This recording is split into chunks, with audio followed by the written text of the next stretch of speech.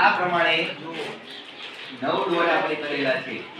બરાબર આ નિયમ તો વચ્ચે હા ના એ વસ્તુ ના કરો તમારે શું કરવાનું ચાર લીટી તમારી જોડે આ રીતે છે ચાર લાઈન બરાબર તમે એના આડી ત્રાંસી ઊભી ગમે તેમ એને યુઝ કરી શકો પણ આ રીતે ના હોવી જોઈએ આ રીતે ના હોવી જોઈએ બરાબર કમ્પ્લીટ એના ખૂણો આવીને બનતો હોય આ ટાઈપનો તો ચાલશે પણ આમાંથી બીજી કોઈ ના હોવી જોઈએ તમે જે ચાર લાઈન છે ચાર લાઈનનો ઉપયોગ એવી રીતે કરવાનો કે આ 9 ડોટ જે છે એની અંદર થઈ જવા જોઈએ ખબર પડી Let's go.